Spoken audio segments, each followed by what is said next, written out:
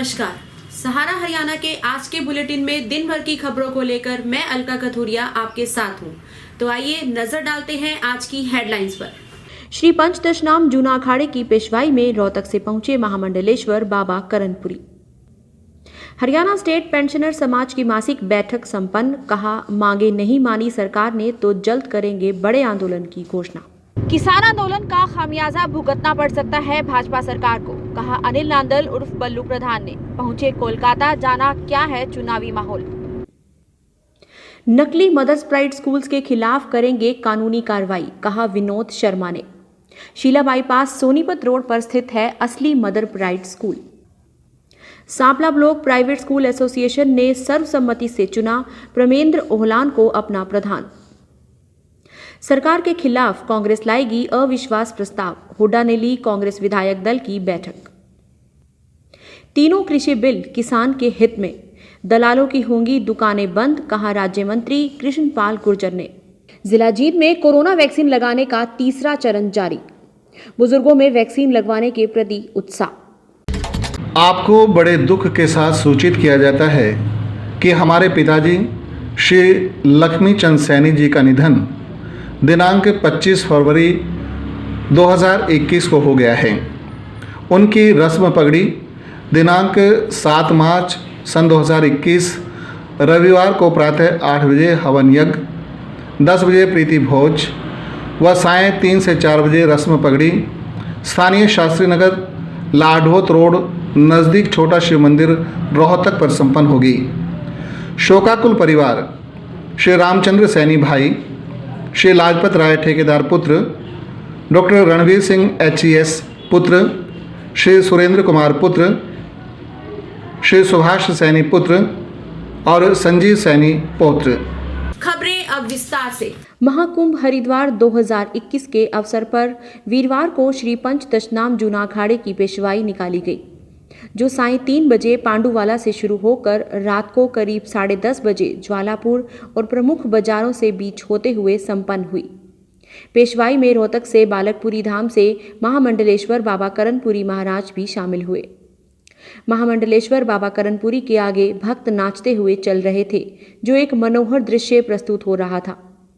आचार्य महामंडलेश्वर और संतों पर भक्तजन फूलों की बारिश कर रहे थे। आइए देखिए इस दृश्य की कुछ झलकियां।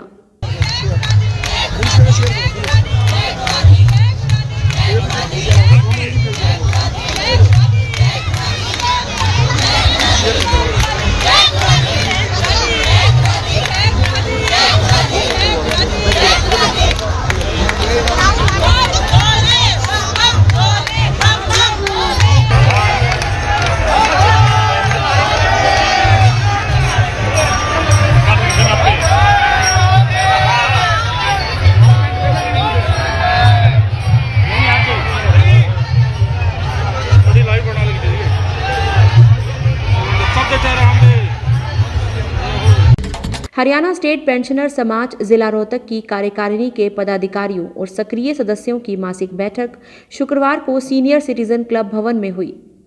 इस बैठक की अध्यक्षता जिला प्रधान देवी सिंह देशवाल और राष्ट्रीय उपाध्यक्ष देवराज नांदल और प्रांतीय प्रधान KL निझावन ने की। सभी सदस्यों से पेंशनर्स की लंबित मांगों को मनवाने के लिए सुझाव आमंत्रित किए गए और 12 मार्च को जाट धर्मशाला जींद में होने वाली राज्य कार्यकारिणी की बैठक में सभी सुझावों पर विचार करके संघर्ष की भावी रणनीति की घोषणा की गई।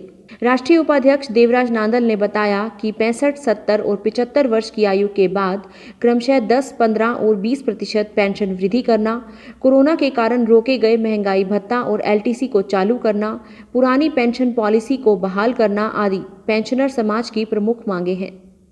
उन्होंने कहा कि आगामी 12 मार्च को जींद में एक बड़े आंदोलन की घोषणा की जाएगी। बैठक में मुख्य रूप से रामरती, धनपति हुड्डा, रणबीर सिंह मान, ईश्वर सिंह मान, मेहर सिंह नैन, भले राम बुरा, जोरा सिंह उपाध्यक्ष, आनंद स्वरूप, रामचंद्र शर्मा उपाध्यक्ष, राजेंद्र सिंह प्रेस सचिव, महेंद्र सिंह शर्मा, जगत सिंह, राम कुमार राणा, जयप्रकाश आदि उपस्थित थे। आज हमारी हरियाणा स्टेट पेंशन समाज जिला रोहतक की कार्यकारिणी और एक्टिव मेंबर्स की मासिक बैठक हो रही है। बैठक में सभी वक्ताओं ने अपने विचार प्रकट किए हैं सभी वक्ताओं ने भारी रोष प्रकट किया है। हरियाणा सरकार जो बीजेपी सरकार है, दुष्यंत की पार्टी की जेजेपी की सरकार है, दोनों ने वायदे किए थे चुनावों में, चुनावी वायदे कि भाई पंजाब से कम पेंशनर को नहीं रहने दिया जाएगा। 65, 70, 75 की एज के बाद हर एक की 10, 15, 20 पंजाब की तरह से बढ़ोतरी की जाएगी। लेकिन दुख की बात है कि आज तक सरकार ने ये वायदा पूरा नहीं किया है।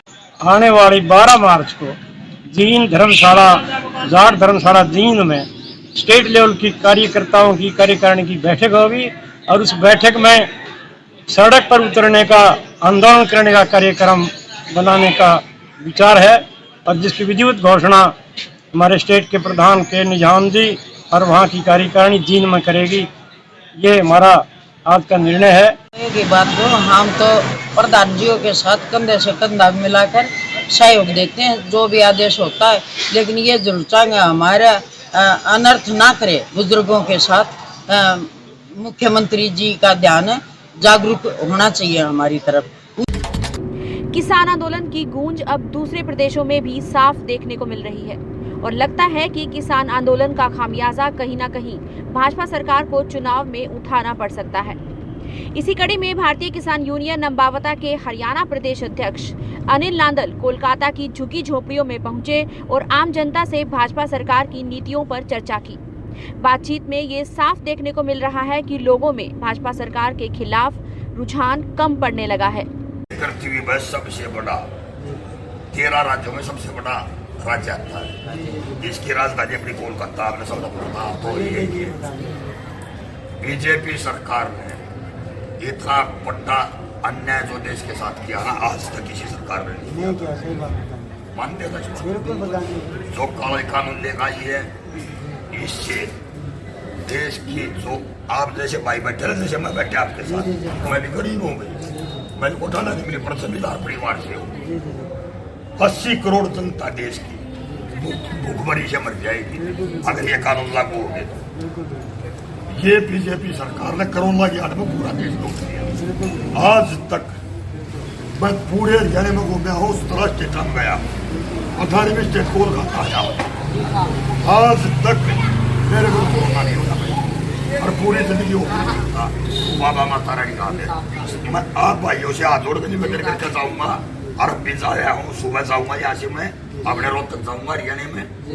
बीजेपी को भगा दो, देश को बचा दो।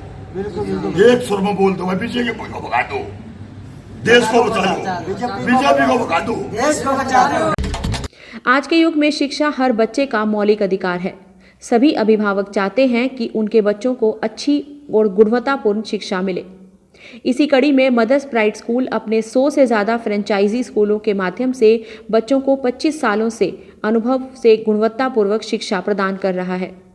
बच्चों को अच्छी शिक्षा देने के लिए स्थानीय शीला बाईपास पर मदर्स प्राइड स्कूल खोला गया है, लेकिन कुछ स्वार्थी लोग अलग अलग जगह पर मदर्स प्राइड स्कूल के नाम पर खोलकर उसके नाम का गलत इस्तेमाल कर रहे हैं और अभिभावकों को भ्रमित कर रहे हैं, जिसके खिलाफ मदर्स प्राइड स्कूल जल्द ही कानूनी कार्रवाई करेगा। आज यह बात स्थानीय मैना पर्यटक केंद्र पर आयोजित एक पत्रकार वार्ता को संबोधित करते हुए मदर्स प्राइड स्कूल के वाइस प्रेसिडेंट विनोद शर्मा ने कही। हमने 1 साल पहले अपने पार्टनर मिस्टर राजीव जी को यहाँ की फ्रेंचाइजी दी थी Mother's Pride group of schools की। हमारे 100+ स्कूल्स हैं दिल्ली एनसीआर में, लगभग 25,000+ बच्चे हैं और लगभग 2,500+ का स्टाफ है। यहाँ पर हमने सिर्फ एक ही फ्रेंचाइजी दी है जो मदर्स प्राइड शीला बाईपास पे है और मिस्टर राजीव कादियान उसके फ्रेंचाइजी हैं, हमारे पार्टनर हैं। और लगभग हमारे पास 150 बच्चे ऑलरेडी एडमिशन ले चुके हैं और अभी अप्रैल में या जुलाई में जब भी गवर्नमेंट के नॉर्म्स के हिसाब से स्कूल शुरू होंगे तो we already have a strength of 150 to start with, ये है। और फिर हम बड़ा स्कूल भी लेके आएंगे जो कि सीडीएम के नाम से होगा, जो 12वीं तक के बच्चे, जो भी बच्चे यहाँ होंगे 12वीं क्लास से करके निकलेंगे। Sampla block private school association की कार्यकारिणी का गठन हुआ, जिसमें सर्वसम्मति से प्रमेंद्र ओहलान को प्रधान चुना गया है। प्रमेंद्र ओहलान ने हाल ही में हुए सांपला नगरपालिका चुनाव में 4 वार्ड से जीत हासिल की है। वहीं उप प्रधान पद के लिए एडवोकेट संदीप भारद्वाज चुने गए हैं।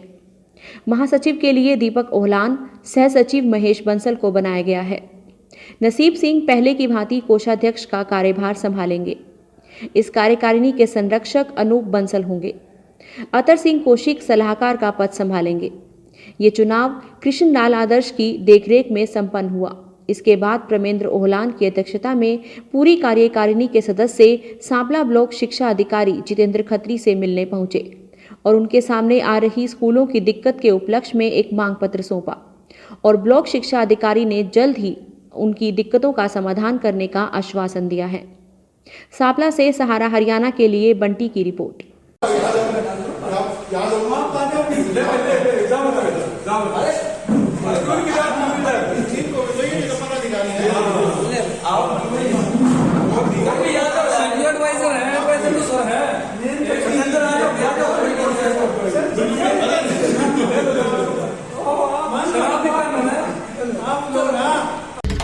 विधानसभा का बजट सत्र शुरू होने से पहले पूर्व सीएम और नेता प्रतिपक्ष भूपेंद्र सिंह हुड्डा ने चंडीगढ़ स्थित आवास पर कांग्रेसी विधायक दल की बैठक ली।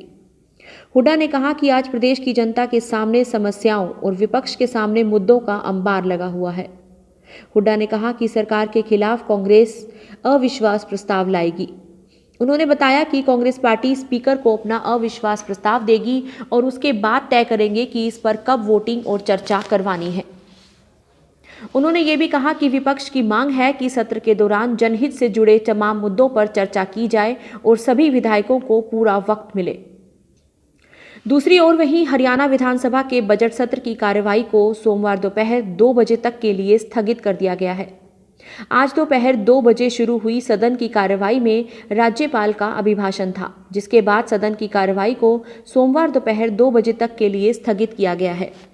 सदन में आज पूर्व सीएम और नेता प्रतिपक्ष भूपेंद्र सिंह हुड्डा की तरफ से अविश्वास प्रस्ताव पर चर्चा की मांग रखी गई थी, जिसके बाद विधानसभा स्पीकर ने कहा कि बीएसी की बैठक में तय किया गया है कि 10 मार्च को इस पर चर्चा होगी।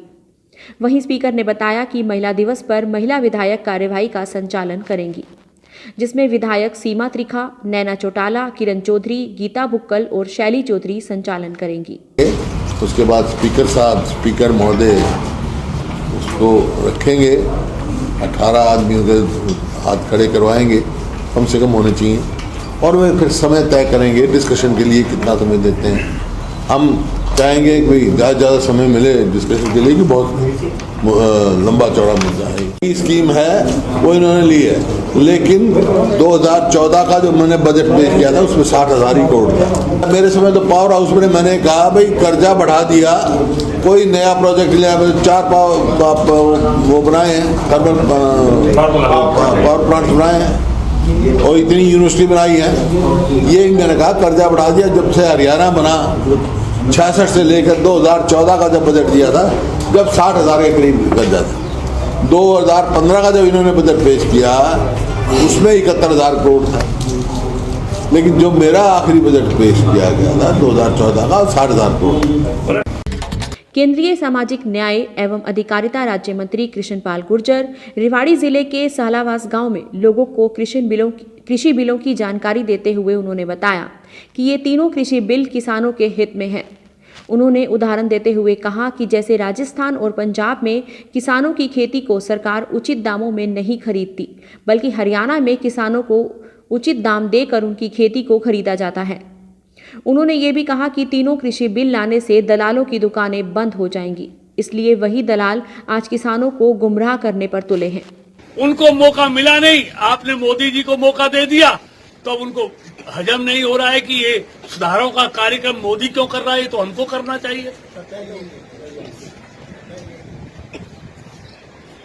अब एक बताओ गलत क्या है इसमें?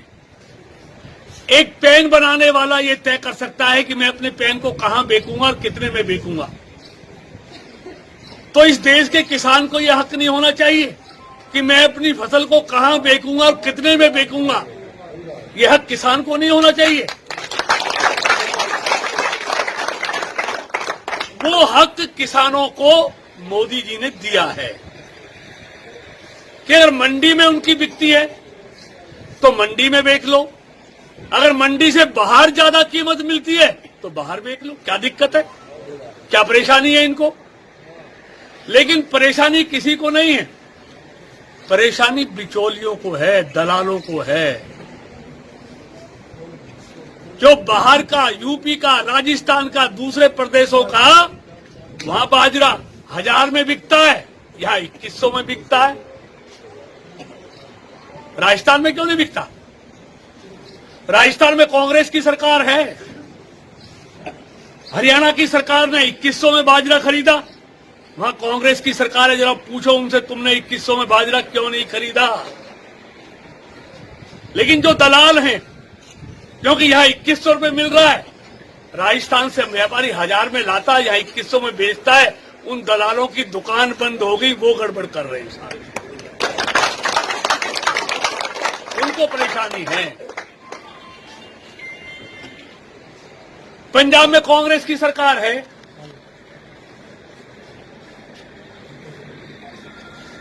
वो मक्का क्यों नहीं खरीदते एमएसपी पर? हरियाणा क्यों खरीदता है? खरीद के दिखाओ तुम भी। वो कहते हैं ना, हाथी के दांत खाने के और दिखाने के और। जिनके खुद के राज में किसानों की दुर्दशा रही, जिन्होंने खुद किसान जब मांग करता था, कौन सी पार्टी है जिसने किसानों पर गोली चलाकर किसानों की हत्या नहीं की हो? लेकिन मोदी सरकार का संयम देखिए, मनोहर सरकार का संयम देखिए कि लाल किले से तिरंगे की जगह एक पंथ का झंडा फहराया जाता है, पुलिस पर ट्रैक्टर चढ़ाए जाते हैं, तलवारों से हमला होता है। तो सरकार और पुलिस का संयम देखिए, एक गोली भी नहीं चलाई किसी किसान पर, एक गोली भी नहीं चलाई। ये सरकार का संयम ही तो है। और वो यही चाहते हैं कि किसी तरह मोदी और मनोहर की सरकार एक बार गोली चला दे, उनका मकसद ये है और कुछ नहीं है। कोरोना महामारी पर अंकुश लगाने के लिए देश भर में कोरोना वैक्सीन के टीके लगाए जा रहे हैं। हरियाणा के जिला जींद में भी 1 मार्च से तीसरे चरण की वैक्सीन लगाए जाने का काम स्वास्थ्य विभाग की तरफ से जोर शोर से चलाया जा रहा है। जिला जींद नागरिक अस्पताल के वरिष्ठ चिकित्सा अधिकारी डॉक्टर गोपाल गोयल ने विस्तार से जानकारी देते हुए बताया कि जिला भर में वैक्सीन लगाने का काम सुचारू रूप से चल रहा है। अभी तक हमें 20,000 डोज प्राप्त हो चुकी हैं और 6,000 ऐसे लोग हैं जिन्हें प्रथम चरण की वैक्सीन लगाई जा चुकी है और 2,000 लोगों को अब तक दूसरे चरण की वैक्सीन भी लगाई जा चुकी है और इससे किसी भी प्रकार की घबराने की आवश्यकता नहीं है। तो वहीं वैक्सीन लगवाने वाले बुजुर्गों का भी कहना है कि इसमें किसी भी प्रकार की दिक्कत नहीं आई। ये वैक्सीन एक आम टीके की तरह ही है। सहारा हरियाणा के लिए जींद से जयवीर सिंधु की रिपोर्ट। देखिए, वैक्सीनेशन का कार्य पूरे ज़िले में सुचारू रूप से चल रहा है। पहले चरण में हमने हेल्थ केयर वर्कर को वैक्सीनेट किया था, जिसमें मेनली प्राइवेट और सरकारी जितने अस्पताल में काम करने वाले कर्मचारी, डॉक्टर सब हैं, सबको वैक्सीनेट किया गया। उसका बड़ा अच्छा रिस्पॉन्स मिला था। दूसरे चरण में फ्रंटलाइन वर्कर्स को किया गया है। फ्रंटलाइन वर्कर में पुलिस डिपार्टमेंट, रेवेन्यू डिपार्टमेंट, इनको किया गया। और अब तीसरे चरण में 60 वर्ष से ऊपर के लोग हैं उनको, या 45 to 60 के बीच के वो लोग जो कि कोमॉर्बिडिटी है, जैसे हार्ट का ऑपरेशन हो रहा है और कोई और दिक्कत है, उनको 45 से 60 के बीच में और 60 साल से ऊपर सभी को वैक्सीनेट किया जा रहा है। तो इसका भी बड़ा अच्छा रिस्पॉन्स आ रहा है। हमारे ज़िले में अब तक हमें 20,000 डोज मिल चुकी हैं और लगभग 8,000 डोज खपत भी हो चुकी हैं। 6,000 के करीब लोग ऐसे हैं जिनको फर्स्ट डोज लग चुकी है और 2,000 के करीब हैं जिनको 2 बार डोज लग चुकी है। वैक्सीनेशन में किसी तरह की कोई दिक्कत नहीं है। ज़िले में ज़्यादातर संस्थाओं में और प्राइवेट भी शुरू कर दी अब तो गवर्नमेंट ने, वहाँ पे वैक्सीनेशन हो रही है। और हमारे यहाँ नागरिक अस्पताल में पीपी सेंटर में प्रतिदिन टीके लगाए जाते हैं और एक डॉक्टर की ड्यूटी वहाँ लगाई गई है, एक वैक्सीनेटर है, सारा स्टाफ है। किसी तरह की अगर कोई दिक्कत होती है तो हमारे पास कैजुअल्टी का है, लेकिन ज़्यादातर लोग ठीक ठाक हैं और किसी को कोई दिक्कत नहीं हो रही। आपको बड़े दुख के साथ सूचित किया जाता है कि हमारे पिताजी श्री लक्ष्मी चंद सैनी जी का निधन दिनांक 25 फरवरी 2021 को हो गया है। उनकी रस्म पगड़ी दिनांक 7 मार्च सन 2021 रविवार को प्रातः 8 बजे हवन यज्ञ, 10 बजे प्रीति भोज व सायं 3 से 4 बजे रस्म पगड़ी स्थानीय शास्त्री नगर लाडोत रोड नज़दीक छोटा शिव मंदिर रोहतक पर संपन्न होगी। शोकाकुल परिवार श्री रामचंद्र सैनी भाई, श्री लाजपत राय ठेकेदार पुत्र, डॉक्टर रणवीर सिंह HES पुत्र, श्री सुरेंद्र कुमार पुत्र, श्री सुभाष सैनी पुत्र और संजीव सैनी पौत्र। आज के एपिसोड के लिए इतना ही। दिन भर की और आपके आसपास की खबरों के लिए मिलते रहेंगे। तब तक के लिए नमस्कार।